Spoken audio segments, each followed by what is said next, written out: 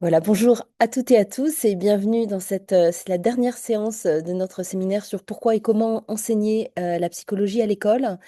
On va parler d'un sujet un petit peu particulier qui est à la fois directement lié à la question de l'enseignement de la psychologie à l'école et indirectement, puisqu'il ne s'agit pas forcément d'enseigner explicitement des concepts de psychologie aux élèves dans le cadre scolaire, mais plutôt de voir comment, en améliorant les compétences psychosociales des élèves et en améliorant aussi la qualité des interactions entre enseignants et élèves, on peut aussi contribuer à cette manière de mettre en place l'enseignement de la psychologie à l'école.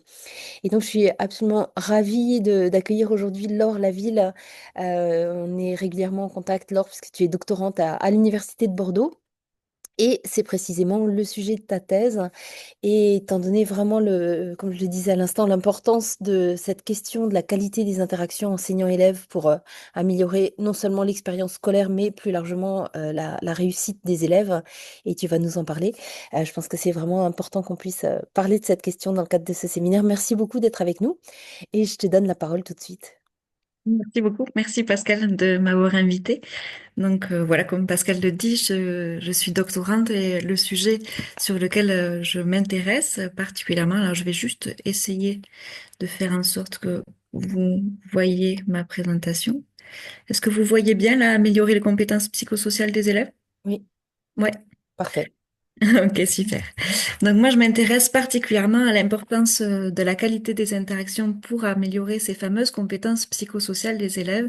Alors, Pascal me disait que vous n'étiez pas tous au courant de ce que c'était. Donc, la première chose dont je voulais vous parler, c'est de quoi on parle quand on parle des compétences psychosociales.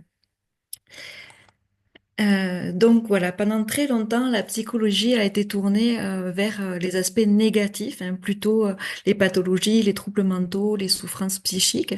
Et depuis la moitié du siècle dernier, on a commencé à changer de perspective et la psychologie enfin, une partie en tout cas de la psychologie va se tourner vers une psychologie qu'on dit préventive, c'est-à-dire comment maintenir une bonne santé mentale malgré les défis de la vie, puisqu'on sait que ça, tous les êtres humains vont en rencontrer.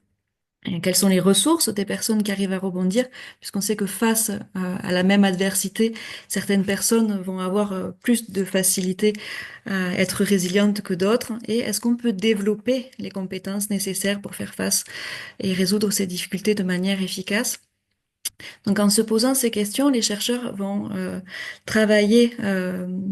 vont développer ce qu'ils appellent les facteurs, enfin en tout cas ils vont décrire ce qu'ils appellent les facteurs de protection et les facteurs de risque. Ma diapo est pas super claire, je ne sais pas si vous voyez bien. En tout cas, donc ils vont décrire tout un tas de facteurs qui vont nous permettre de faire face de manière plus efficace aux difficultés. Et parmi les facteurs de protection, on va retrouver les facteurs dits individuels. Donc il y a aussi les facteurs familiaux et environnementaux.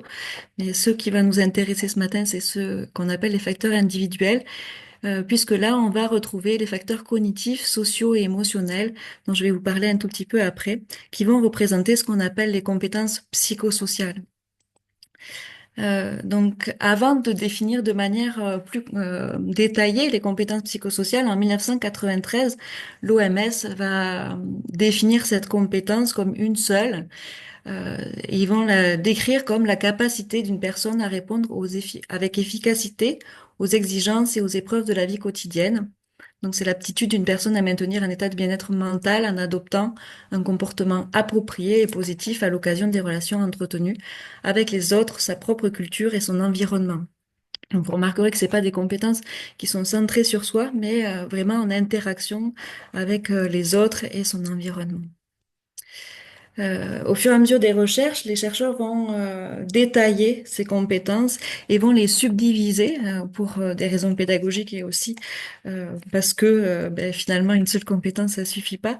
Donc on va les subdiviser et on va les subdiviser en trois grands domaines, dont celle que je vous parlais sur les facteurs de protection, les cognitives, les émotionnelles et les sociales. On va les re-subdiviser en trois sous-compétences: avoir conscience de soi, la capacité de maîtrise de soi, prendre des décisions constructives pour les cognitives. Pareil pour les émotionnels, on va les subdiviser en avoir conscience de ses émotions et de son stress, réguler ses émotions et gérer son stress. Et enfin, pour les compétences sociales, communiquer de façon constructive, développer des relations constructives et résoudre des difficultés. Donc, qu'est-ce que ça veut dire tout ça? Si on détaille, donc ils vont détailler, les chercheurs euh, et aussi les professionnels vont détailler ces compétences en sous-compétences. Donc, avoir conscience de soi, c'est tout ce qui va concerner la connaissance de soi, donc connaître ses forces, ses limites, ses buts, savoir penser de façon critique. Ce qui est sous-tendu là-dessous, c'est que la façon dont on pense, nos pensées, sont influencées par tout un tas de biais et de préjugés. Donc, ce qu'on va chercher, c'est d'avoir plus de lucidité, hein. Je pense qu'on pourrait considérer que on devrait prendre nos pensées avec autant de pincettes que quand ChatGPT nous répond, et faire attention à tous ces préjugés et ces biais qu'on possède en tant qu'être humain. La capacité d'auto-évaluation positive, c'est être capable de voir tout ce qui est qui pourrait ressembler à l'estime de soi, hein, ce qui est la capacité à voir tout ce qu'il y a de positif en nous, et la capacité d'attention à soi, ou ce qu'on appelle aussi pleine conscience, et donc être capable euh, d'être à la fois pleinement conscient de tous nos ressentis, mais aussi ce qu'on appelle la diffusion mentale, c'est-à-dire d'être conscient de nos propres pensées et de pouvoir avoir un peu de liberté, c'est-à-dire de ne pas être toujours dans la réaction, mais de regarder nos pensées et pouvoir choisir qu'est-ce qu'on en fait. Ensuite, il y a tout ce qui est capacité à gérer ses impulsions, capacité à atteindre ses buts. Donc ça, tout ça, c'est l'autorégulation, être capable de se fixer un but et planifier toutes les étapes pour les atteindre. Prendre des décisions constructives, donc capacité à faire des choix responsables et capacité à résoudre de façon créative. Donc là, on va être sur la flexibilité mentale, c'est-à-dire d'aller chercher des solutions qui sont pas forcément celles qu'on voit a priori, mais ouvrir nos possibilités à tout un tas d'autres choix qui sont pas ceux qu'on prend habituellement. Sur les émotionnels, donc on va avoir conscience de ses émotions et de son stress, comprendre les émotions. Donc là, l'idée c'est que nos émotions ne sont pas des choses auxquelles qu'on doit repousser ou qu'on doit accepter, mais plutôt les prendre comme des messagers, puisque une émotion, elle est là pour signifier un besoin qui soit est assouvi quand c'est des émotions qui sont agréables, soit qui n'est pas assouvi. Et du coup, l'idée, c'est de comprendre quel est le besoin derrière cette émotion qui se manifeste à nous. Euh, Ensuite, il y a tout ce qui est gérer ses émotions, parce que bien sûr, elle est là pour exprimer un besoin, mais en fonction de là où on se trouve, ben, la façon dont on va l'exprimer, c'est pas toujours la bonne. Donc, c'est apprendre comment faire pour la gérer et gérer son expression. Et enfin, gérer son stress, donc qui va être aussi avec des techniques de gestion émotionnelle. Le dernier, donc les compétences sociales, donc on va avoir la capacité d'écoute empathique. Euh, Avant, on avait juste empathie, et on a élargi la capacité d'écoute empathique parce que là, l'idée, c'est vraiment d'être dans une écoute équanime, c'est-à-dire qu'on va pas écouter que ce qui nous intéresse, ce qui va dans notre sens, mais vraiment d'écouter chacun et euh, voilà, dans l'attention et même ceux qui ne sont pas en accord avec nous. Ensuite, il y a toutes les techniques de communication efficace. Donc, on va être dans des formulations qui vont permettre des communications constructives. Développer des liens sociaux, ça aussi, on a l'impression que développer des liens sociaux, c'est quelque chose d'évident. Mais quand on observe un peu, en tout cas dans les cours de récréation, ce qui se passe, et je pense que c'est aussi ce qui se passe dans les bureaux ou quand on rencontre nos collègues, on va aller s'approcher des gens qui nous ressemblent On va faire des petits groupes comme ça, et parfois ces petits groupes vont s'auto-critiquer les uns les autres. Développer des liens sociaux, ça s'apprend, hein, c'est aussi une compétence. Développer des attitudes, des comportements prosociaux, ça aussi, la collaboration, la coopération et l'entraide, ça s'apprend. La dernière, c'est résoudre des difficultés, donc savoir demander de l'aide. C'est une compétence et c'est intéressant de le dire parce que quand on est dans des milieux où on travaille avec les êtres humains, on peut parfois avoir l'impression que demander de l'aide, c'est une faiblesse. Et en fait, c'est une compétence. Être capable de voir que là, on est en difficulté, qu'on a besoin d'aide, c'est une vraie compétence. Donc, c'est intéressant de le souligner. La capacité d'assertivité et de refus, donc c'est tout ce qui est la capacité à dire non quand on est dans un groupe et qu'on pourrait être sous l'influence de ce groupe qui nous pousserait à faire des choses qui ne sont pas dans nos valeurs ou dans ce qu'on pense être juste et bon. Donc ça, c'est la capacité à s'affirmer et à dire, ben non, en fait, moi, je veux pas faire ça. Et enfin, résoudre des conflits de façon constructive. Là aussi, il y a des techniques pour éviter de mettre en cause celui qui est en face et résoudre ces conflits de façon plus efficace. Donc à chaque fois, là, je vous disais, c'est des compétences qui s'apprennent. Hein, effectivement, contrairement aux traits de personnalité, les compétences psychosociales, on sait qu'elles peuvent être développées. Et d'ailleurs, on a beaucoup de recul, hein, là, je recherche beaucoup de recul maintenant sur ces compétences, et on sait que c'est un pilier essentiel de la santé globale, du bien-être et de la réussite éducative. Donc ça, c'est un document de Santé publique France que je vous cite. Il y a une très belle enquête aussi de l'OCDE qui a été publiée en 2023 qui s'appelle Social and Emotional Skills for Better Lives, qui va dire que c'est les compétences cruciales pour une vie épanouie et productive et que ça constitue des ingrédients essentiels pour des démocraties pacifiques et prospères. Donc, c'est des enjeux qui sont extrêmement forts et face à ces enjeux, de nombreux systèmes éducatifs vont reconnaître la responsabilité de valoriser et de promouvoir ces compétences. Et d'ailleurs, elles sont désormais intégrées dans la plupart des programmes scolaires des pays de l'OCDE et dans nombre d'autres, notamment en Inde, où il y a un très grand programme dont parle le rapport que je vous ai cité là tout à l'heure de l'OCDE. En France, il y a une instruction ministérielle qui a été publiée en 2022, qui est portée par 8 ministères et qui va établir une stratégie à long terme, puisqu'elle va concerner la période de 2022 à 2037, à 37, et du coup qui entérine cette importance de ces compétences. Il y a aussi très récemment là, la refonte du socle commun de connaissances et de compétences qui est un peu la base des programmes de l'éducation nationale en France, et qui donne une place majeure aux compétences psychosociales. Il y a beaucoup d'autres documents officiels qui sont parus là-dessus. Là, je vous en cite deux parce qu'il me semble que c'est ceux qui sont récents et importants. Donc, vous allez me dire, mais comment on fait pour les développer, ces compétences psychosociales? Donc, là, une des façons, c'est des programmes qui ont été faits pour ça, hein, des programmes probants. Là, je vous ai cité juste quelques-uns.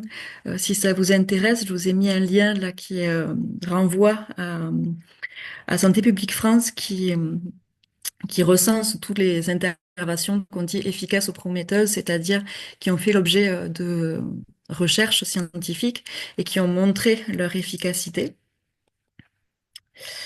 Donc voilà, si on regarde en détail les effets, on sait que ces programmes ont des effets sur les troubles affectifs, donc pour les jeunes et pour les enfants. Ils ont une meilleure estime de soi, ça augmente le bien-être, on a moins de consommation de substances, alcool, drogue, tabac, moins de violence et pardon, de harcèlement scolaire, de meilleurs résultats scolaires, de meilleurs diplômes et une meilleure insertion sociale. Pour les adultes, on va avoir une augmentation du bien-être subjectif, de meilleure qualité dans les relations, une meilleure réussite professionnelle et aussi une pratique d'éducation positive. Donc on voit qu'il y a un cercle vertueux puisque ces pratiques d'éducation positive vont favoriser chez les jeunes le développement des compétences psychosociales. Donc en favorisant les compétences psychosociales des enfants, on favorise la génération suivante.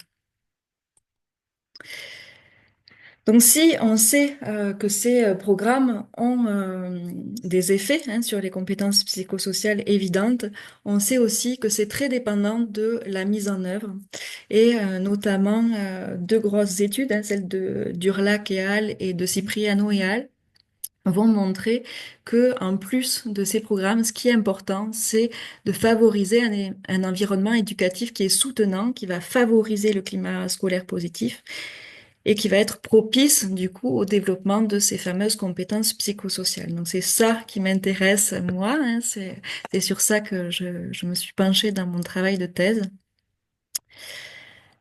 Voilà, quand j'ai lu toutes les recherches qui ont été faites autour de la qualité des interactions, on s'aperçoit c'est qu'effectivement, elles ont un impact très important sur les compétences psychosociales, sur toutes les compétences psychosociales. Donc là, je vous ai cité quelques-uns des effets de la qualité des interactions. Donc, ça a des effets sur l'autorégulation, sur l'attention, sur les fonctions exécutives, sur l'empathie, sur la coopération et les compétences sociales. Ça diminue l'agressivité et les comportements problématiques et ça diminue les symptômes dépressifs. Donc, ben, super. Mais voilà, la question c'était, ben, qu'est-ce que c'est ces interactions de qualité? Et voilà, qu'est-ce qu'on appelle interaction de qualité? Donc, je me suis intéressée à un cadre théorique qui s'appelle le Teaching Through Interaction, qui a été développé par Robert Pianta et Bridget Amrey, et qui vont postuler que la qualité des interactions joue un rôle central dans l'efficacité des enseignements. Et ils vont les développer sous trois domaines, donc le soutien émotionnel, l'organisation de la classe et le soutien à l'apprentissage.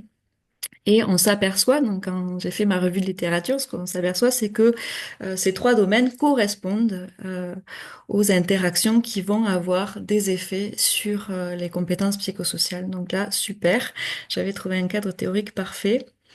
Euh, et du coup, ces deux chercheurs ont aussi développé un outil qui s'appelle le Classroom Assessment Scoring System, qui va évaluer la qualité des interactions entre enseignants et élèves et qui est basé aussi sur ces trois domaines, le soutien émotionnel, l'organisation de la classe et le soutien à l'apprentissage. Donc voilà les trois domaines. Donc qu'est-ce que c'est? Qu'est-ce qu'ils entendent par soutien émotionnel? Donc ils vont décrire dans ce domaine-là tout ce qui est de l'ordre du climat positif. Donc il va refléter la chaleur, le respect dans les interactions, la sensibilité de l'enseignant aussi sur sa capacité à répondre aux besoins des élèves, tant le besoin, les besoins scolaires que les besoins émotionnels. La considération du point de vue de l'élève aussi, qui va examiner dans quelle mesure l'enseignant encourage l'autonomie et l'expression des élèves.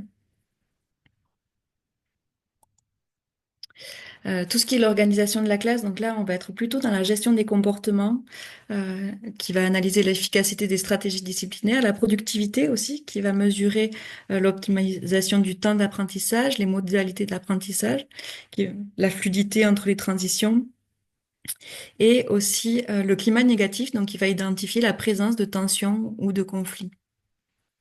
Et enfin, le dernier domaine, c'est celui du soutien aux apprentissages. Donc là où on va travailler donc sur les apprentissages profonds, donc développer des interactions qui vont encourager la pensée critique, l'approfondissement des apprentissages, mais aussi la qualité des feedbacks, qui vont être on va chercher des feedbacks qui sont constructifs, qui vont permettre aux élèves de progresser et qui vont pas être centrés sur les aspects négatifs, mais plutôt sur les aspects positifs. Et tout un langage une modélisation qui évalue la richesse du vocabulaire pour la structuration des explications en classe. Donc très bien, donc ce cadre, il décrivait toutes ces interactions qui vont favoriser ces compétences psychosociales. Mais moi, ce que je voulais, c'était pouvoir les enseigner aux enseignants pour qu'ils puissent les transmettre. Donc il fallait que je réalise, que je crée une formation. Et du coup, ben, j'ai cherché ceux qui avant moi s'étaient intéressés à ça. Et effectivement, il y avait des gens qui avaient proposé des formations là-dessus, et en tout cas qui avaient réfléchi à comment former les enseignants sur ça, et notamment le Center for Advanced Study of Teaching and Learning, qui a proposé ce qu'ils appellent My Teaching Partner, qui est une formation donc qui est destinée aux enseignants, donc qui comprend un cours universitaire et un coaching individualisé, hein, puisqu'on sait que souvent c'est pas suffisant un cours, il y a besoin d'avoir un accompagnement pour la mise en œuvre. Et, euh, et du coup, comment on dit, pardon, cette formation a été testée hein, par un essai contrôlé randomisé qui est un peu euh, le, l'étude la plus sérieuse qu'on puisse faire en psychologie et en éducation. Et ça a montré des effets sur la qualité des interactions, sur les résultats scolaires et sur l'engagement des élèves. Ensuite, je me suis intéressée à un cadre théorique qui a été développé par Sim Seal, qui s'appelle IGTP. Donc eux, ils se sont intéressés à quelles sont les clés hein, d'une formation pour qu'elle soit efficace. Donc ils vont décrire 4 domaines et 14 mécanismes qui vont soutenir le fait que les formations soient efficaces. Donc ils décrivent ce qu'ils appellent insight, apporter des connaissances et des compréhensions nouvelles à l'enseignant. Goal, c'est motiver l'enseignant à poursuivre un changement spécifique de pratique. Technique, c'est fournir les compétences et les outils pour appliquer ces changements. Et practice, aider à ancrer durablement ces nouvelles pratiques en classe. Donc c'est souvent la dernière là qui est peu faite en formation. Donc là aussi, ils se sont basés sur 104 essais contrôlés randomisés pour décrire ces mécanismes. Donc voilà, une étude aussi, un cadre théorique qui est sérieux. Et enfin, je me suis basée sur 2 méta-analyses, celle de Kraft et Hall et celle de Godin et Chaliès. Donc Kraft et Hall, ils vont expliquer que l'accompagnement, donc le coaching, va avoir un effet significatif sur la qualité des pratiques et sur la réussite des élèves. Donc, il n'y a pas de relation significative entre le nombre d'heures d'accompagnement et le coaching virtuel est aussi efficace que le présentiel. Donc ça, c'était intéressant pour moi parce que du coup, ça me permettait de savoir quel type d'accompagnement je pouvais proposer. Et aussi donc Godin et Chaliès qui vont montrer que l'utilisation des vidéos dans la formation des enseignants ont un effet sur la motivation des enseignants. Ça favorise la prise de décision pédagogique et ça a des effets sur la qualité des interactions. Donc, ce qu'ils vont préciser, c'est que ce qui marche le mieux, c'est quand on est face à des vidéos de sa propre pratique, quand on est accompagné par un formateur et quand c'est répété dans le temps euh, et que l'analyse est soutenue, donc souvent par des grilles d'observation. Voilà, donc grâce à tout ça, on a pu proposer une formation qui dure donc 16 heures en présentiel. Et on a ajouté donc 3 accompagnements en petits groupes pour soutenir cette mise en œuvre dans les classes. Et on a ajouté un accès à des supports en ligne. Donc l'ingénierie de formation, elle a été construite pour respecter les recommandations du cadre théorique que je vous ai présenté, la IGTP. Et donc cet accompagnement est basé donc sur des vidéos d'un des membres du groupe. Donc ça nous permettait d'avoir une balance entre les recommandations de la recherche et une reproductibilité dans un contexte français, puisque c'est pas du tout la norme d'accompagner les enseignants une fois que la formation est finie. Mais donc voilà, en avoir 3, ça nous permettait de pas que ça soit pas un protocole trop lourd. Donc voilà, je voulais vous faire découvrir un tout petit peu l'intérieur de la formation. Donc là, je vais pas vous faire découvrir vraiment en quoi ça consiste, mais un tout petit peu les recherches qui ont permis de la développer, hein. Donc l'une des premières théories, une des théories majoritaires dans la formation, c'est la théorie de l'autodétermination, qui est une théorie de la motivation humaine. Alors, je fais que parler, mais si vous avez des questions, vous m'arrêtez, hein. Donc, la théorie de l'autodétermination, c'est la théorie majoritaire de la motivation humaine, je vous disais. Et donc ces deux auteurs, Dossi et Ryan, là, qui sont en photo ici, ils vont développer ce qu'on appelle le spectre de la motivation. Donc, ce qu'ils vont dire, c'est que tout à gauche, donc on va retrouver la motivation, c'est-à-dire l'absence totale de motivation quand on n'est pas du tout motivé. Ensuite, on va avoir tout ce qui concerne la motivation extrinsèque et enfin la motivation intrinsèque. Donc, qu'est-ce que c'est la motivation? Ben, c'est quand on se sent soit complètement incompétent, soit quand on voit pas du tout le sens de ce qu'on est en train de faire. Donc, si par exemple là, moi, vous me dites, ben, là, va construire un avion, ben, ça, c'est pas possible pour moi. Je n'ai pas du tout les compétences, je vais pas le faire. C'est évident, je m'engagerai pas dans cette tâche.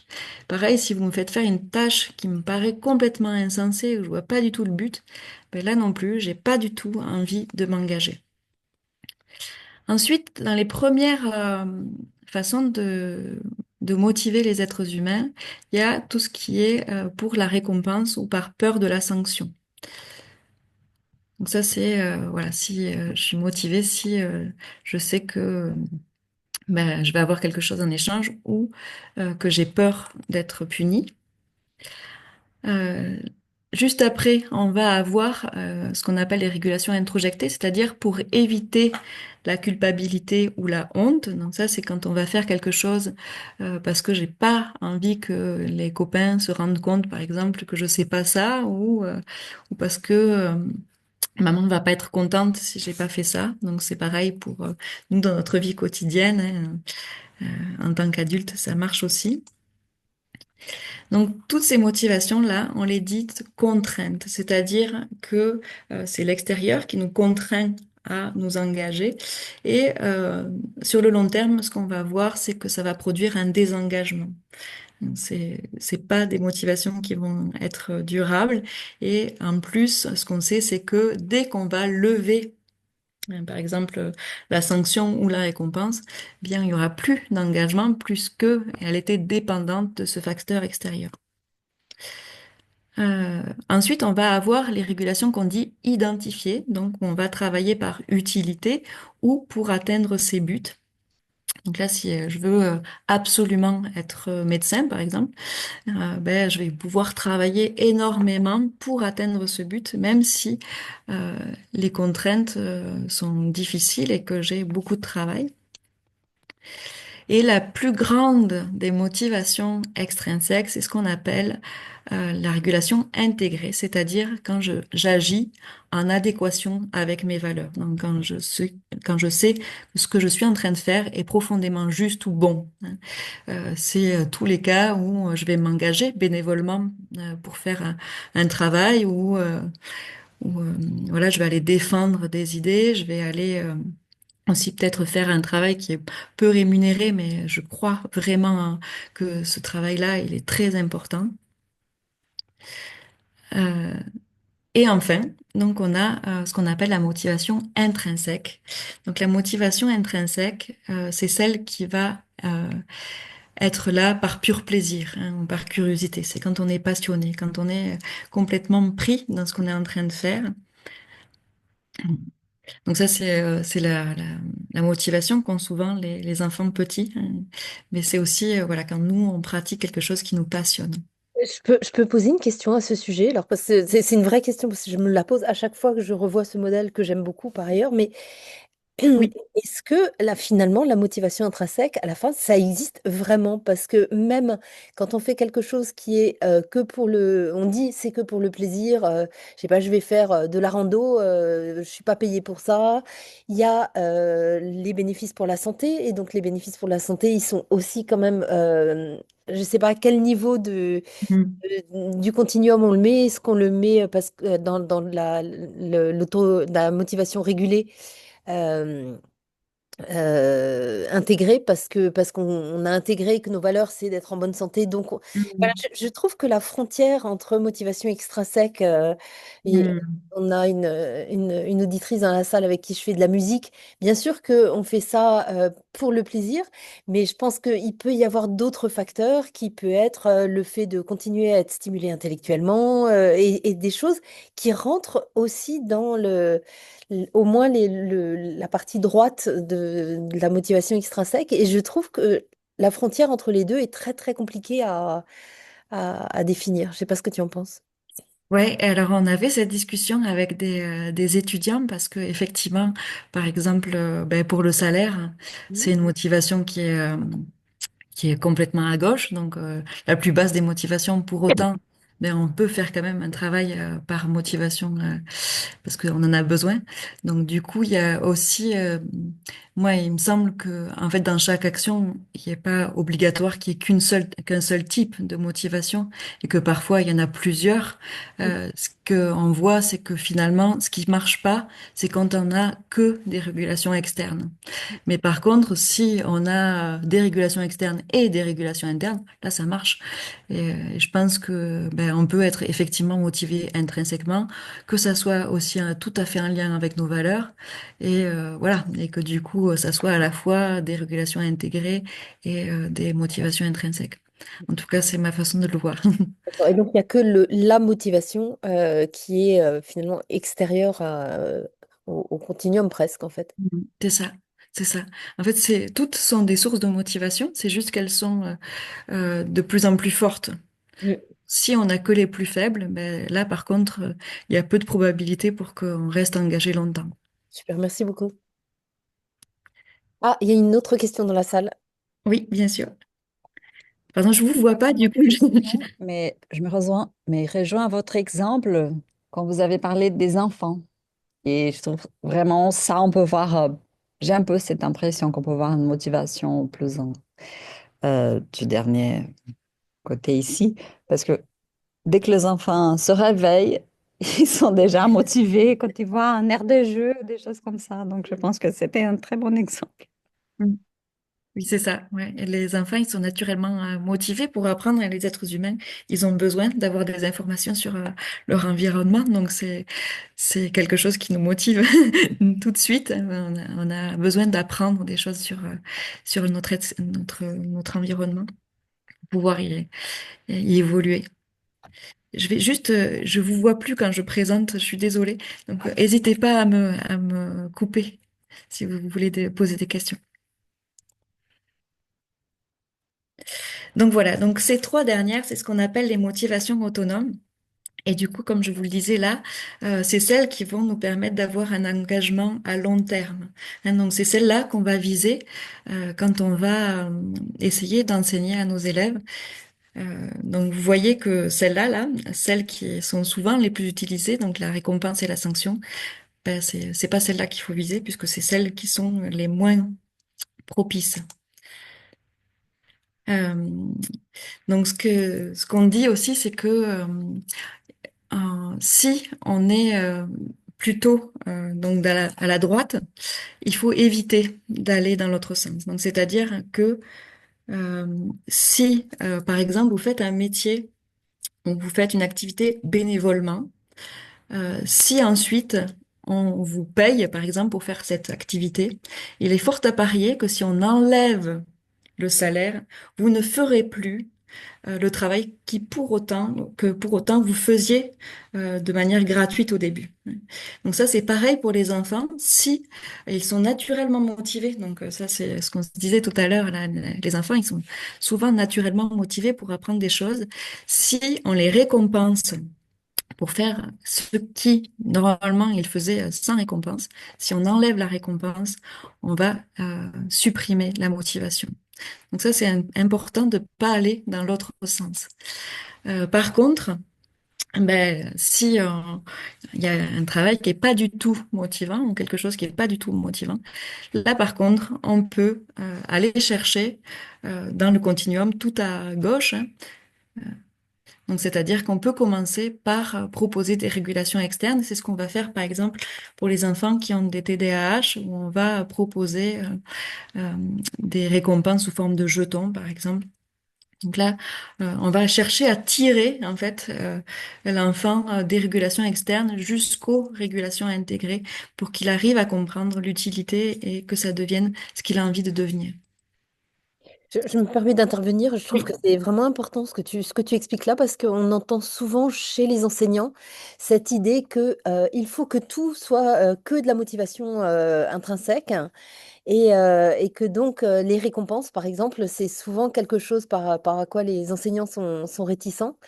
Et je trouve que c'est vraiment important de pouvoir parler de ce dosage et puis de l'utilité aussi dans certains cas, en tout cas dans un processus, de mobiliser quand même la question de la motivation extrinsèque. Mais en tout cas, voilà, quand on est face à un enfant qui est pas du tout motivé, ça peut être intéressant d'aller chercher ces premières régulations-là. Voilà. Et du coup, de et Ryan, donc ces deux auteurs qui... Pardon, excusez-moi, il y a une main levée Ah, pardon, dans la salle. je ne vois pas. Est-ce que vous pouvez... je vous écoute. Oui, bonjour Hélène. Oui, bonjour Laure, merci. Oui, ça me pose une question là, cette histoire de pas de retour en arrière, parce que euh, je me demande comment on peut distinguer entre feedback et régulation externe. C'est-à-dire que si un enfant il fait un comportement finalement attendu ou bénéfique spontanément, et qu'on le félicite, on dit, ah ben voilà, c'est super, t'as fait ça. Est-ce que ça pourrait être pris comme une forme de régulation externe qu'il place en motivation externe parce que il a le regard de l'adulte, c'est une forme, ça peut être vécu comme une forme de récompense. Et c'est là où ça me pose question parce que d'un côté, on dit que le feedback, c'est quelque chose qui aide à avoir des repères et tout.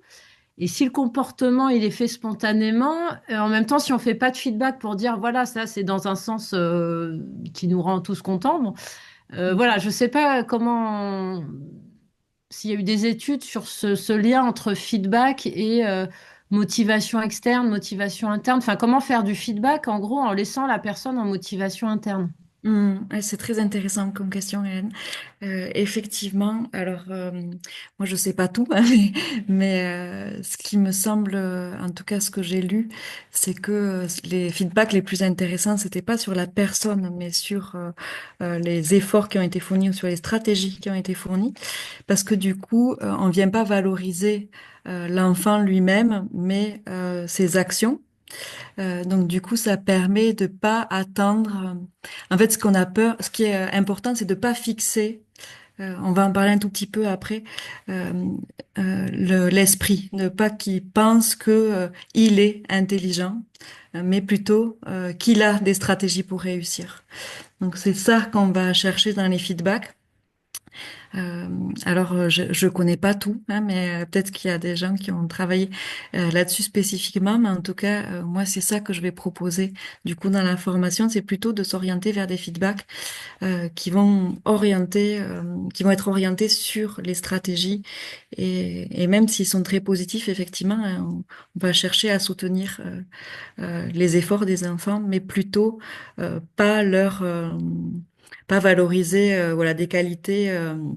T'es gentil ou voilà, t'es intelligent ou t'es fort à ci ou à ça, quoi.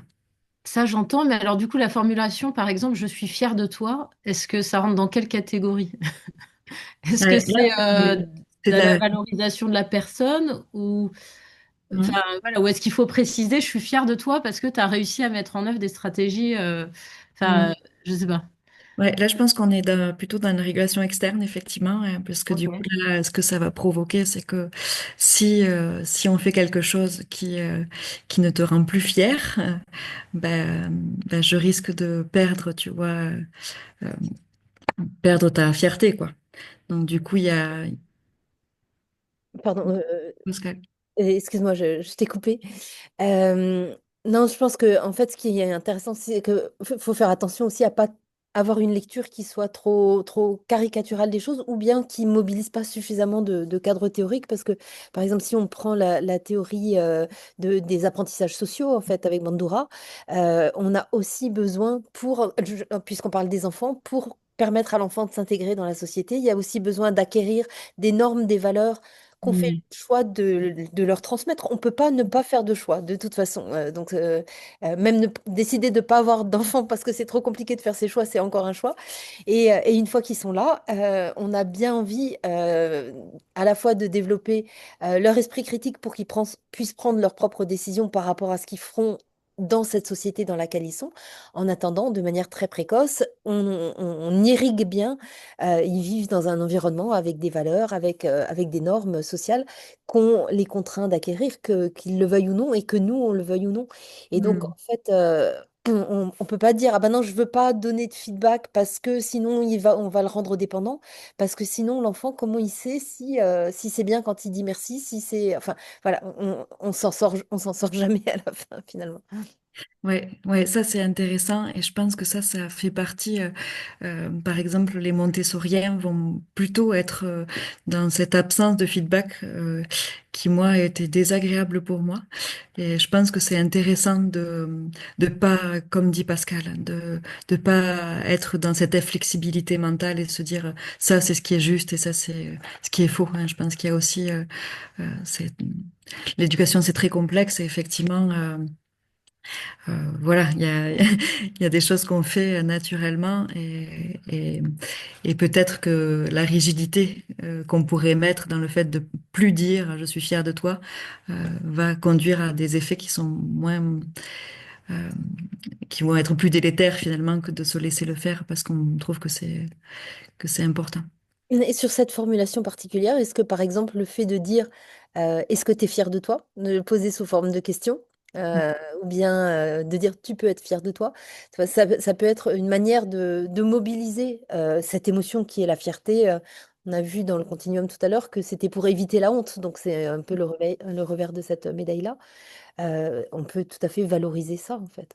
Ouais, je pense que en tout cas, c'est ma formulation préférée, c'est d'aller chercher sa propre fierté. Parce que la personne avec qui on va être toute notre vie, c'est nous-mêmes. Donc celle dont on a besoin d'être fier, c'est nous. Je peux continuer, ça vous va? Une question. En fait, j'ai une question parce que je me demande du coup, pour redonner de la confiance à un enfant, faudrait privilégier quelle régulation, on va dire. Alors là, Enfin, je vais vous en faut parler un tout privilégier. petit peu. Vous allez voir, il y a trois besoins qui ont besoin d'être soutenus Vaste question. quand on va essayer de motiver nos élèves. Donc, il y a trois grands besoins qu'on décrit de Si et Ryan. Le premier, c'est le besoin de compétence. Et vous vous rappelez, dans le continuum, la première, c'est la motivation, c'est quand je suis pas du tout motivée. Et effectivement, si je me sens pas compétent pour faire une tâche, ça va être très délétère, hein. Donc, le premier des besoins qu'on va soutenir, c'est le besoin de compétence. Ensuite, il y a le besoin qu'on dit d'autonomie, hein. Si on veut que nos élèves, nos enfants, nos compagnons puissent se sentir faire des choix qui vont dans le sens de leurs valeurs, il faut leur laisser prendre des décisions et avoir le sentiment qu'ils contrôlent leur propre vie.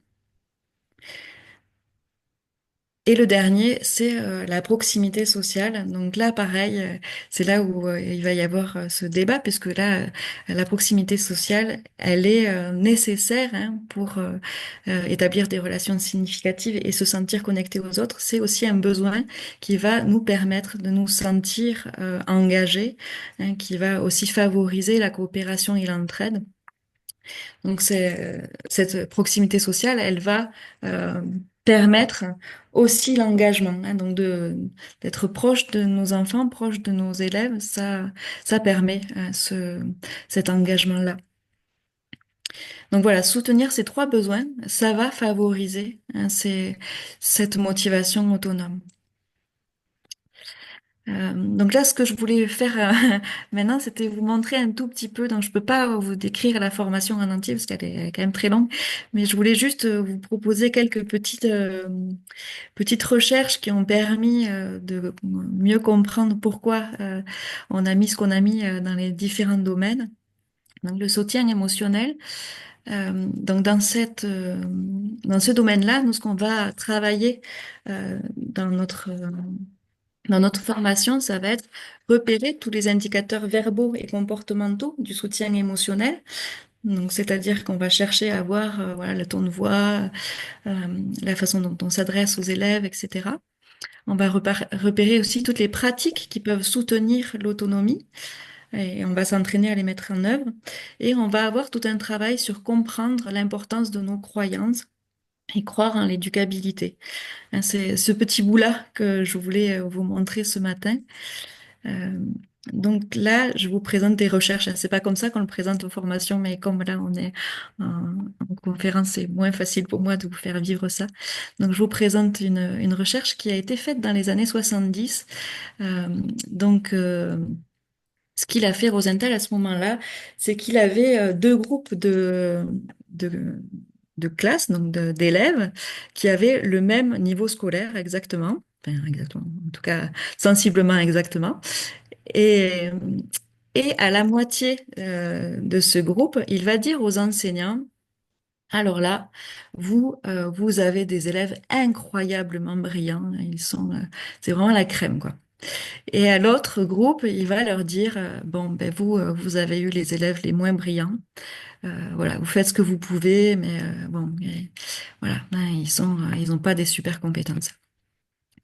Et donc, quand les chercheurs vont revenir quelques mois plus tard, ce qu'ils vont s'apercevoir, c'est que le groupe qui avait à la base les mêmes compétences ont des résultats qui sont significativement plus élevés.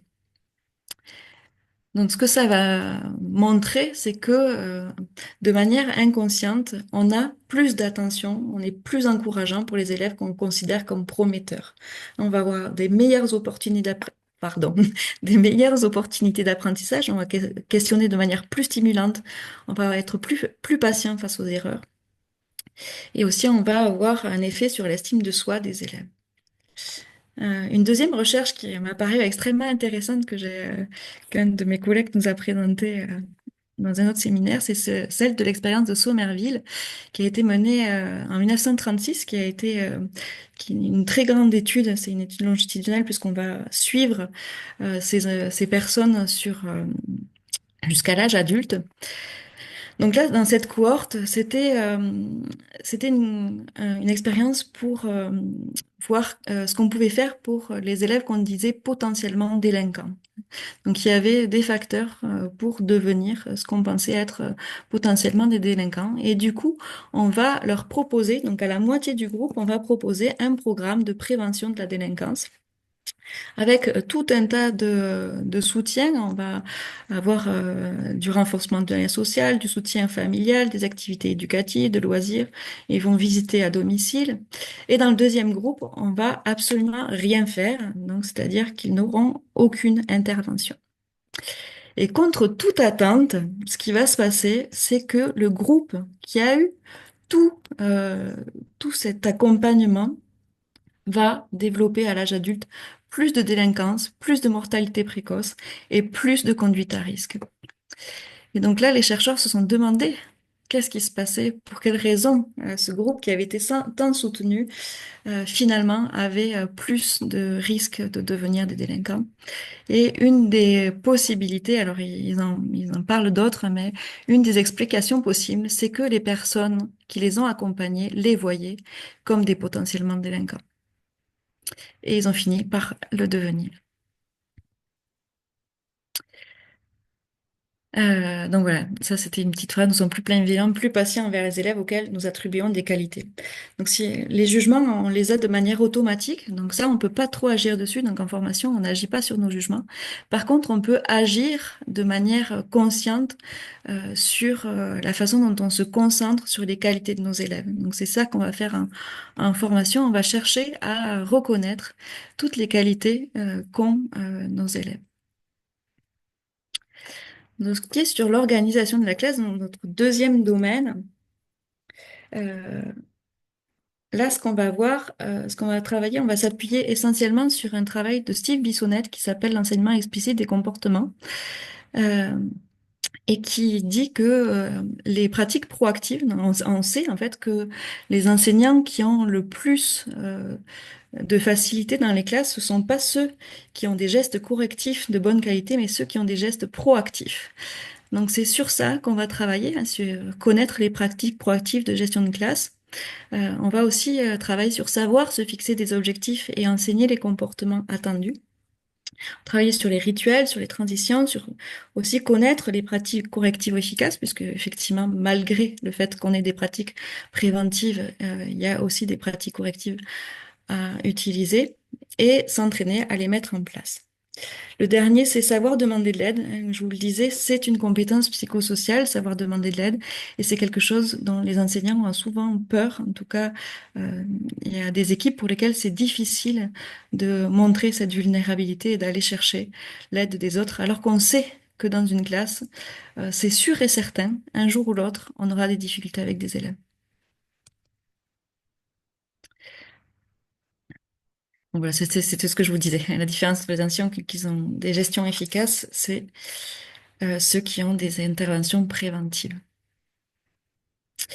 Donc dans la formation, ce qui se passe, c'est que le premier objectif, ça va être de définir des objectifs de comportement de manière concrète, observable et positive.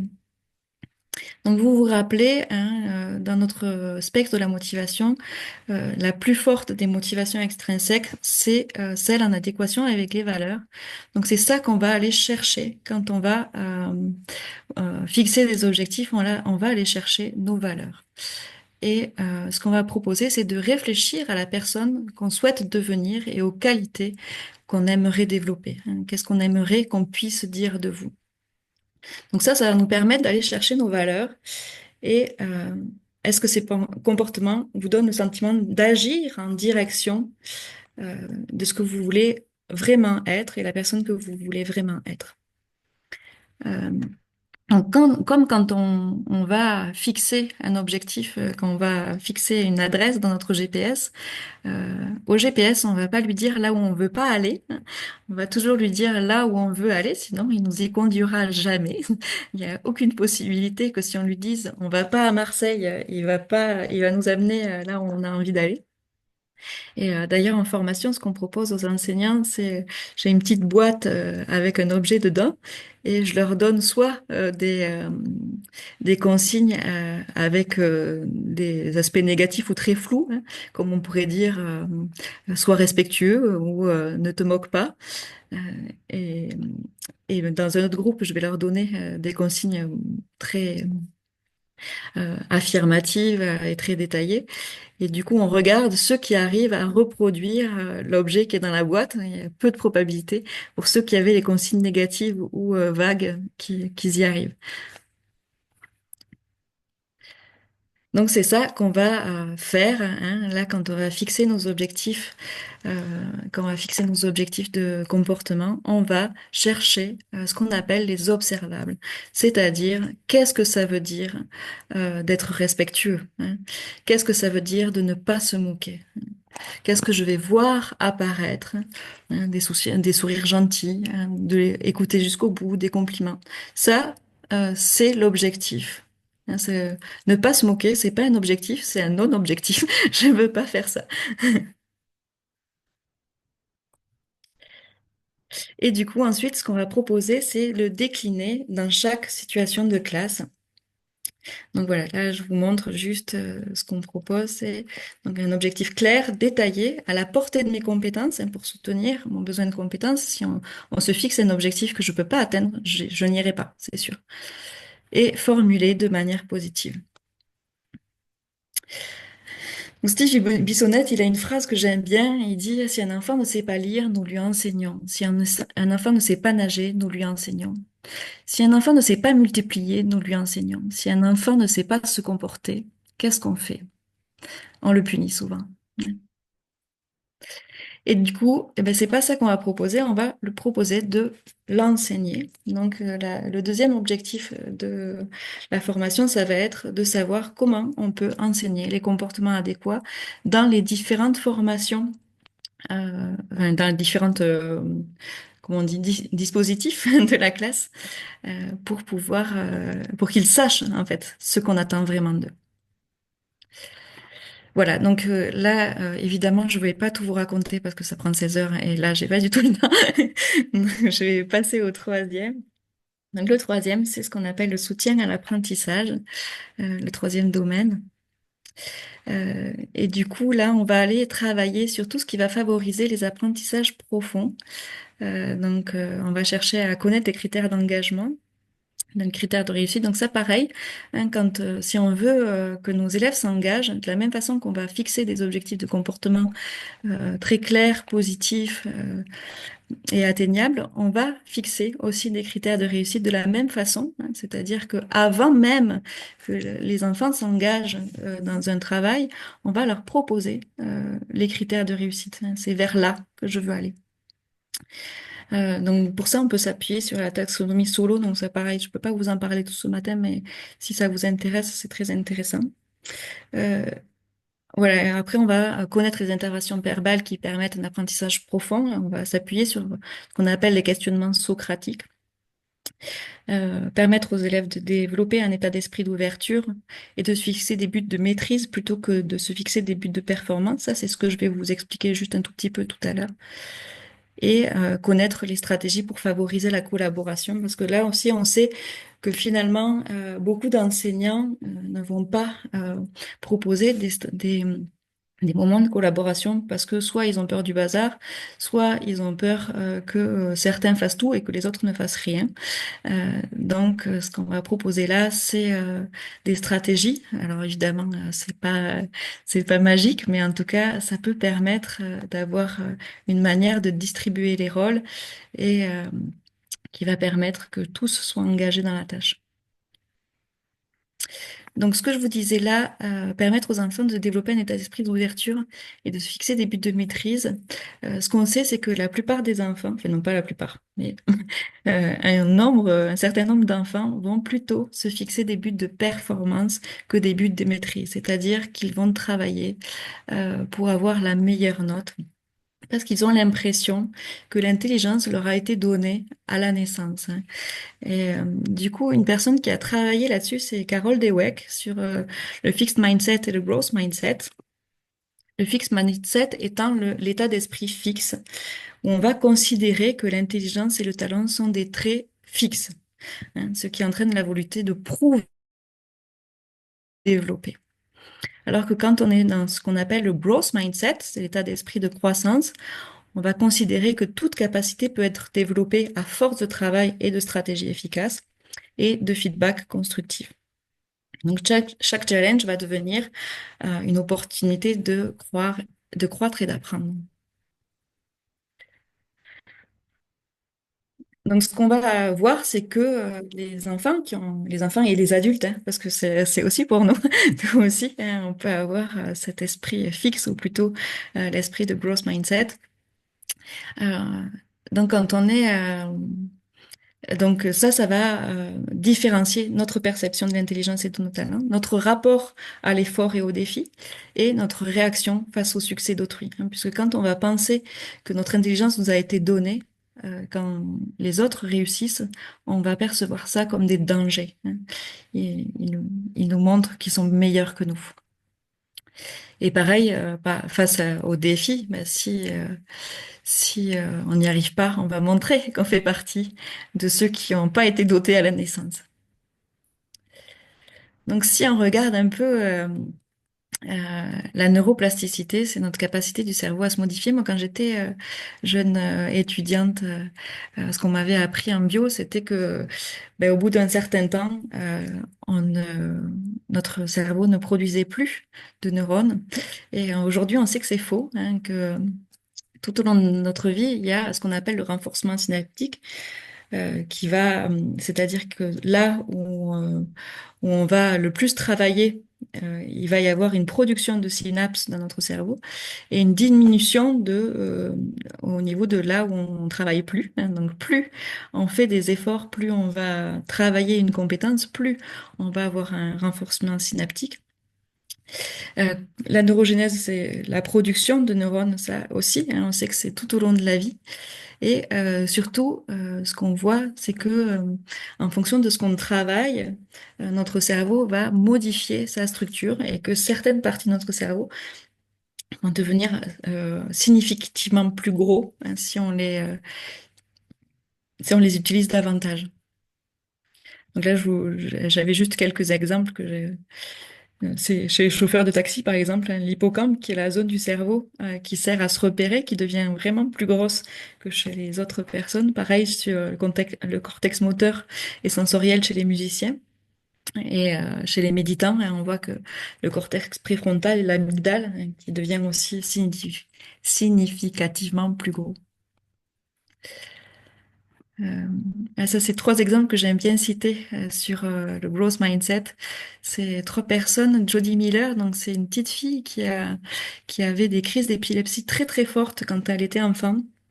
Et du coup, elle a dû subir une hémisphérectomie, donc c'est-à-dire on lui a enlevé la moitié du cerveau. Donc là, quand on est parent, je pense que là, on s'inquiète extrêmement. On se dit, là, ben, c'est fini pour elle. Et ce qui était assez fou, c'est que donc cette petite fille, elle a récupéré quasiment complètement toutes ses fonctions, puisque l'autre moitié du cerveau va pallier euh, à, à tout ce qui lui manquait en fait. Et donc je crois qu'elle a juste un des deux bras qui a du mal à fonctionner, mais tout le reste est là. Barbara Arros Young aussi, elle avait des très grosses difficultés multi-10, donc je ne sais plus quel type de 10, mais elle doit être dyspraxique, dyslexique, je ne sais pas quoi. Et donc elle va, elle, tout récupérer aussi, et à tel point qu'elle va créer une école d'autorégulation cognitive. Et le dernier, c'est Daniel Kish. C'est un monsieur qui a eu un cancer quand il était petit. Il a dû perdre, enfin, il a perdu d'abord l'usage d'un premier œil et ensuite le second. Et ses parents lui ont toujours dit que c'était pas grave et que il allait vivre comme les autres enfants. Et ce monsieur, il a développé quelque chose qui est assez incroyable, c'est l'écolocalisation, c'est le sens qu'ont les baleines normalement. Donc à la place du sens de la vue, en fait, quand il rentre dans une pièce, il fait des petits bruits comme ça avec sa langue et ça résonne sur les parois. Alors bien sûr, ça lui permet pas de voir réellement, mais en tout cas, il a une sensation du volume de la pièce. Donc, tout ça pour dire que le cerveau est incroyable et que on peut bien imaginer qu'avec des stratégies et des efforts, il y a une possibilité incroyable d'apprendre. Voilà, ça c'était pour illustrer le fait que en fonction de la façon dont on se perçoit, donc si plutôt on est dans un esprit de croissance ou plutôt dans un esprit de euh, fixe.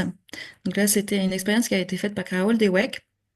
Donc ces 400 écoliers qui étaient à travers les États-Unis, on va leur faire passer un test de QI très simple euh, que, que tout le monde va réussir hein, parce qu'il est très très facile.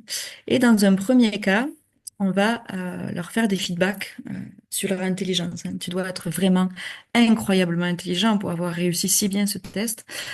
Dans l'autre cas, on va leur proposer de valoriser leurs efforts. Tu as dû travailler extrêmement dur pour y arriver. Donc, t'as dû avoir des stratégies hyper efficaces. Et ce qu'on s'aperçoit, c'est que donc dans le groupe où on a valorisé l'intelligence, enfin, aux deux groupes, on va leur proposer soit de faire un test qui est de difficulté égale, soit un test qui est de difficulté supérieure, donc un défi, hein, quelque chose de plus dur. Ce qu'on s'aperçoit, c'est que 67% de ceux dont on a valorisé l'intelligence vont choisir euh, un test de difficulté égale, alors que ceux à qui on a valorisé euh, les stratégies et les efforts, ils vont presque tous choisir celui qui représente un défi. Laure, moi je m'interroge vraiment sur les questions d'éthique avec toutes les études que tu nous as présentées, bon, Rosenthal, évidemment, c'est une catastrophe, mais même ça, c'est quand même plus récent, les travaux de Carol Dweck. Comment est-ce qu'on peut encore faire ce genre de choses? Je sais pas. Mais ça, c'est une très bonne question, effectivement. Alors, ça nous sert, hein, mais par contre, effectivement, quand on suppose que ça va avoir des effets délétères sur nos élèves, j'imagine que ça doit poser question à la personne qui le fait. Euh, oui, j'avoue que je pense qu'effectivement, on devrait revoir peut-être l'éthique de de nos recherches, mais ouais. Voilà, donc le tout dernier morceau, c'était sur la recherche. Donc moi, je vais tester cette formation dans un essai contrôlé randomisé donc à Créteil. Voilà, là, c'est pas forcément extrêmement intéressant pour vous, mais voilà, c'est juste pour vous expliquer un tout petit peu comment on va tester ça. Donc, on a trois groupes. Un groupe qu'on dit contrôle, c'est-à-dire le groupe qui va pas avoir de formation du tout. Euh, au début, quoi, qui vont l'avoir plus tard. Un groupe qu'on dit contrôle actif, qui vont recevoir une formation donc sur les CPS qu'on dit classiques, c'est-à-dire plutôt la façon dont on les proposait, donc sans les interactions efficaces. Et un groupe expérimental qui va recevoir une formation sur les compétences psychosociales, donc un peu dans sa forme classique, et avec un gros morceau sur les interactions efficaces.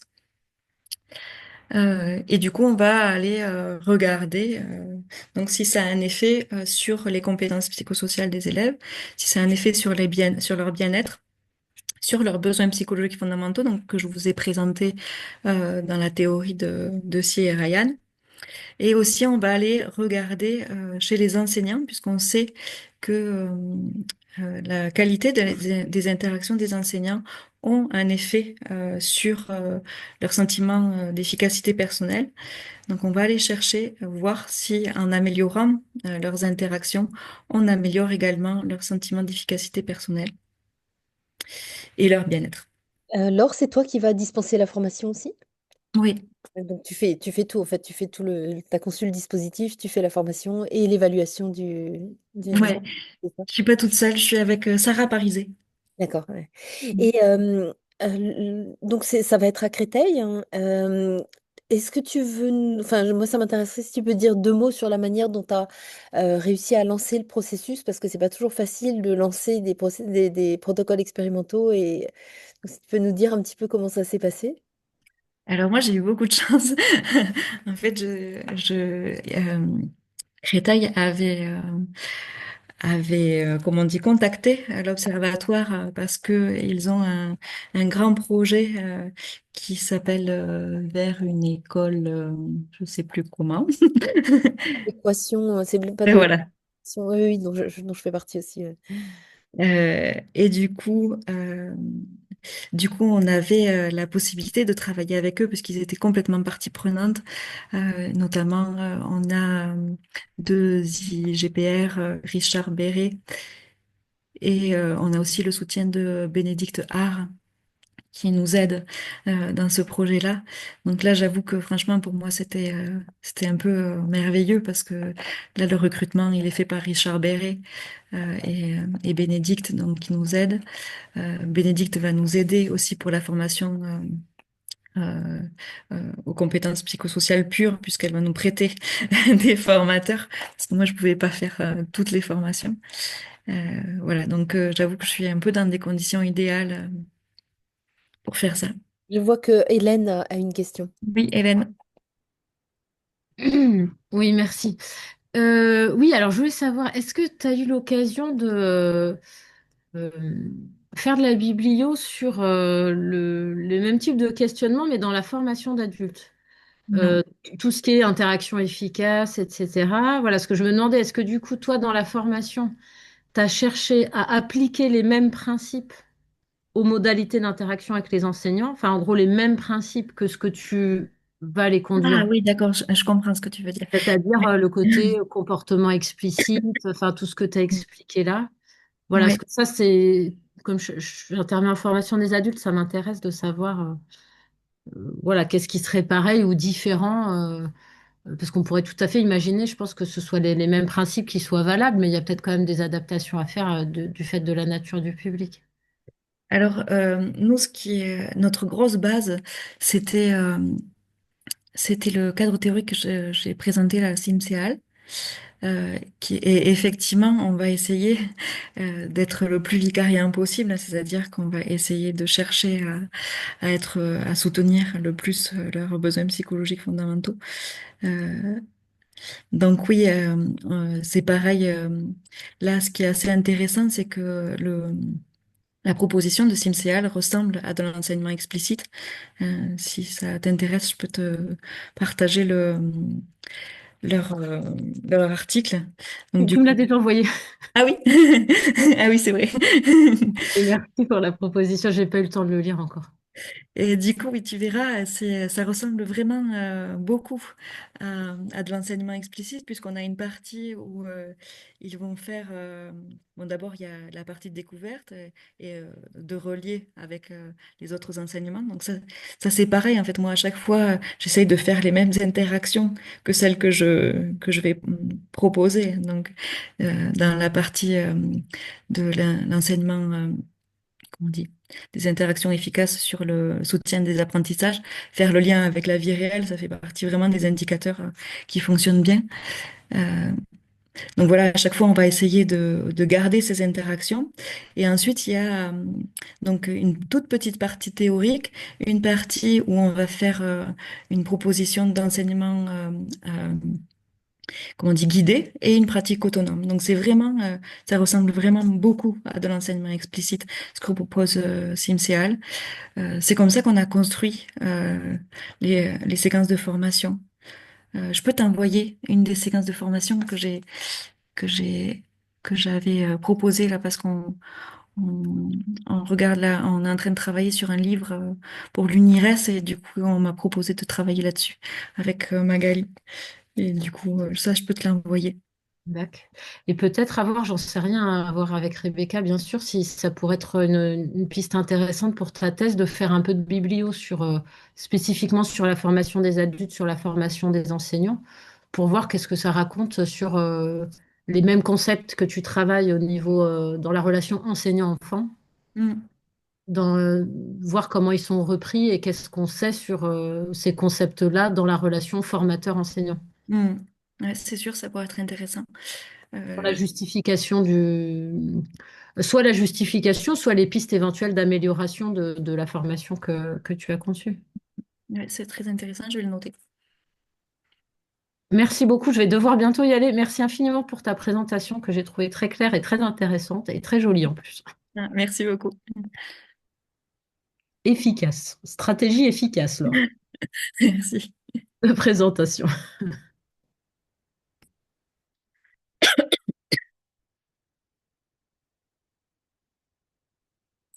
Je ne sais pas si vous avez d'autres questions.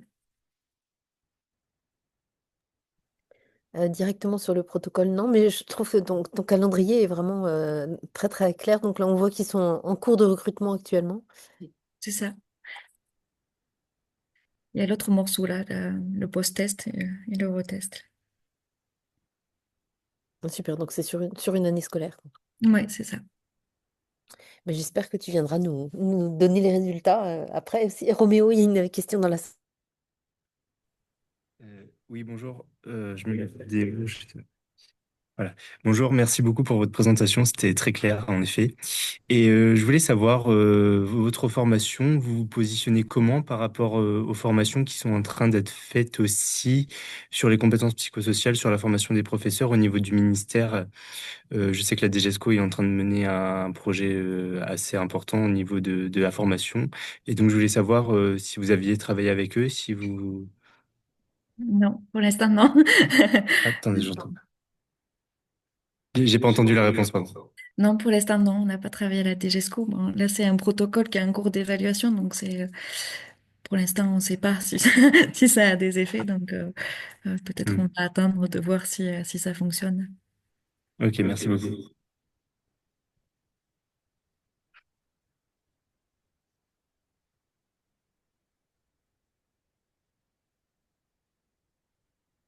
Voilà, ben, si vous avez plus de questions, merci beaucoup de m'avoir écouté. Merci Pascal de m'avoir invité.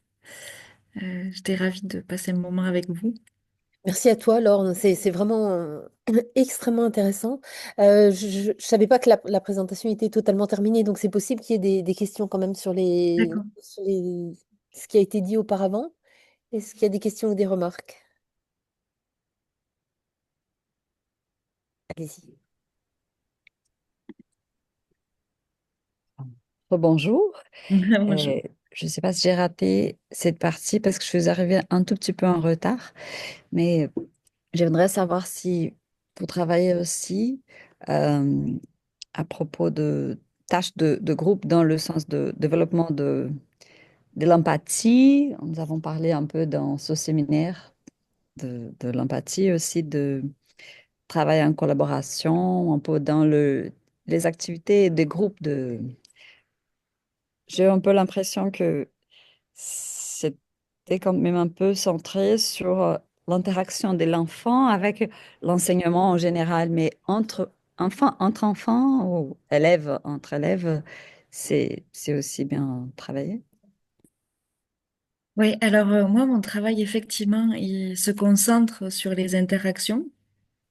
Là, moi, j'agis surtout sur l'enseignant, puisque la formation elle est destinée clairement aux enseignants, en sachant que il y a une phrase que j'aime bien, l'éducation, c'est pas faire ce que je veux, encore moins faire ce que je dis, mais c'est faire ce que je fais. Et du coup, il y a cette idée que la façon, enfin, plus on va proposer à l'enseignant de pratiquer un soutien émotionnel positif avec des interactions qui sont constructives et efficaces, et plus il est possible que leurs élèves prennent exemple sur cette façon-là, mais ça exclut pas un travail spécifique sur les compétences psychosociales, puisque là, moi, j'ajoute ce travail-là sur les interactions à une partie sur les formations de compétences psychosociales, c'est-à-dire un peu plus classique, donc là où on va travailler spécifiquement avec les élèves sur l'écoute empathique, par exemple, ou sur les messages clairs, ou sur euh, voilà, le travail en collaboration, là, on l'aborde côté enseignant, mais effectivement, on peut aussi travailler dessus plus spécifiquement sur les élèves. Et voilà, moi, je me concentre effectivement dans la thèse plutôt sur le côté interaction, en fait, sur la posture de l'enseignant, effectivement. Et Laure, est-ce que tu peux revenir sur ton protocole? En fait, je me demandais quels étaient les outils que tu utilisais pour les pré-tests et post-tests. Du coup, j'ai pas tout regardé Ouais, sur les questionnaires. ouais, du coup, là, c'est une étude mixte, donc on travaille, euh, il y a des questionnaires, donc CPS, bien-être, besoins psychologiques fondamentaux pour les élèves. Euh, Pareil pour les enseignants, ils ont un questionnaire sur le respect des besoins psychologiques fondamentaux, sur le sentiment d'efficacité personnelle, puisqu'on sait cette idée-là que meilleures sont nos interactions, meilleur est le sentiment d'efficacité personnelle, et que ce sentiment d'efficacité personnelle a un effet direct sur notre bien-être. On va aussi faire des vidéos dans les classes pour pouvoir les coder avec le classe. Euh, sur le sentiment d'efficacité personnelle, je ne sais pas où ça en est, mais Thalys, il y a quelques années, montrait que les enseignants français avaient un sentiment d'efficacité personnelle particulièrement élevé par rapport aux autres pays de l'OCDE. Ah oui? Et oui, c'était assez étonnant. Et Parce que là, j'ai vu le contraire. Thalys ouais. 2018, il disait le contraire. Ah bon? Ouais. Alors peut-être que je me trompe, mais Ah, je vérifierai. Ou alors est-ce que c'était Thalys 2013? Je sais pas, mais en tout cas, c'était frappant parce que on était avec plusieurs collègues et on s'interrogeait sur ce sentiment d'efficacité personnelle, alors que la France est quand même souvent classée assez bas dans certains, en tout cas certaines évaluations internationales, type Teams, Pearls et tout ça. Et on se disait, mais c'est quand même étrange d'avoir un sentiment d'efficacité personnelle élevé si après les résultats sont pas forcément en tout cas, les résultats au niveau des élèves sont pas forcément à la hauteur. C'est pas du tout une mise en cause des enseignants, hein. hmm. Ils ont des conditions de travail extrêmement compliquées, des formations. On sait que la formation des enseignants en France par rapport à d'autres pays est très courte et que c'est un vrai problème. Enfin, voilà, donc ce que je suis en train de dire, c'est pas du tout un jugement que je porte sur les enseignants, bien au contraire, mais je me demandais cet indicateur par rapport à, à la moyenne nationale, comment tu allais t'en servir? Et ouais, et du coup, moi, j'ai trouvé, donc du coup, je me suis appuyée sur Thalys 2018, D'accord, qui, mais je vérifierai peut-être que j'ai dit une bêtise, hein, mais je me souviens j'espère que c'est pas moi qui je me suis trompée parce que je l'ai avec, lu. avec Florence Hidalgo à ce sujet. Et j'avais une question aussi sur les enseignants que tu vas former. Est-ce que c'est un haut niveau élémentaire? Est-ce que c'est à tous les niveaux? Est-ce que c'est Alors, mélangé? ouais, c'est cycle 3 et 4, D'accord. c'est-à-dire CM1, CM2 jusqu'à troisième. D'accord. Ah oui, donc ça va être très divers aussi comme population en fait. Ouais, ouais. Et par exemple, au niveau des questionnaires élèves, je vois que tu as des questionnaires, mais est-ce que les résultats scolaires, éventuellement des résultats au brevet si tu vas jusqu'à la fin du cycle 4 ou bien sur des tests Là, on s'est posé la question. Euh, Ça posait un gros problème sur l'anonymisation, en fait. Et, ouais, c'était compliqué.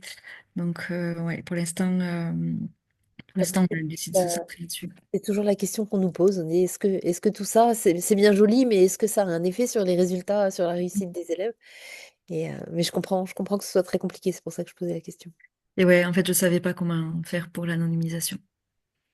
C'était, mais ça m'aurait intéressé. J'aurais bien aimé avoir, avoir des résultats là-dessus aussi. D'accord. Et voilà, ensuite, Plus précisément pour les vidéos d'extraits de cours, tu vas en avoir combien parce que tu as ouais, 23 enseignants dans chaque groupe, hein. Non, horrible. le protocole classe, c'est que tu prends un minima 4 vidéos de 20 minutes, hein. Alors, le protocole a un peu changé parce que j'ai été formée tout récemment là. Ça y est, je Oui, viens d'avoir ma certification. bravo. Et du coup, là, j'ai trouvé un papier qui disait que finalement, avec deux, c'était déjà pas mal. Ah, c'est intéressant, ça je savais pas. Mais Ouais. je veux bien que tu m'envoies le papier. Ouais. Et du coup, parce qu'en fait, après, finalement, ça n'avait pas vraiment d'impact, quoi. Ça changeait pas vraiment la note. Et du coup, c'est 15 minutes. Deux de 15 minutes. D'accord. C'est ce qu'on va faire. Deux de 15 minutes. Mais ça fait quand même un sacré nombre de vidéos à coder. Ça va être un peu horrible. Et tu vas avoir quelqu'un qui code avec toi pour avoir une fidélité interjuge ou... Ouais. Alors là, pareil, ce qu'ils proposent, c'est de coder 30% des vidéos en commun et d'avoir un CAPA à 80%. Et si ça marche, c'est bon, on peut faire Ouais. chacun pour soi. Donc ouais, comme là, on va avoir à peu près 400 vidéos. Oui, On c'est énorme. on peut faire du chacun pour soi. Et il y a Sarah, du coup, qui va m'aider. J'espère qu'il y aura aussi peut-être d'autres personnes qui sont certifiées, là, qui ont été certifiées avec moi, qui pourront m'aider aussi peut-être. Voilà. Et du coup, oui, il y a une petite étude de cas aussi euh, en parallèle, parce que là, du coup, sur le classe, ce qui est reproché aux classes, c'est que ça ne permet pas de capter les, comment on dit, les choix que font les enseignants hein, quand ils sont en tension. Et du coup, on va enregistrer aussi pour un des groupes les accompagnements pour pouvoir, du coup, pouvoir analyser davantage les choix qu'ils font. D'accord. Et tu n'as pas du tout de questionnement qualitatif en fait, hein, tu as des questionnaires, mais tu n'as pas des questions ouvertes. Non. Il y a un C'est pas entretien énorme, hein, ça. post. Ouais. Il y a des entretiens post pour savoir comment c'était pour eux. Et l'étude de cas, c'est la partie qualitative. Ouais. D'accord. Et l'étude de cas, ça va être sur combien d'enseignants? C'est Hmm. un seul groupe d'accompagnement, donc ils seront quatre. D'accord. Ah oui, c'est ce que tu avais marqué là en bas. Mm. C'est un protocole très riche, hein, t'as vraiment pensé à toutes les composantes et bravo, c'est très, très, très impressionnant, je trouve. Ouais, bon, il faut le mener maintenant. la partie la plus difficile. Donc là, tu es en deuxième année de thèse, c'est ça? Donc, En première année, j'ai fini ma première. tu finis ta première année. Donc, je veux dire, tout ce travail que tu nous présentes, c'est ce que tu as réussi à mener au cours de la première année avec revue de littérature et puis l'élaboration du protocole. C'est ça. Bravo. Bon, là, j'anticipe sur notre réunion. Dans quel- Et je représenterai ça un petit peu parce que Damien n'est pas du tout au courant.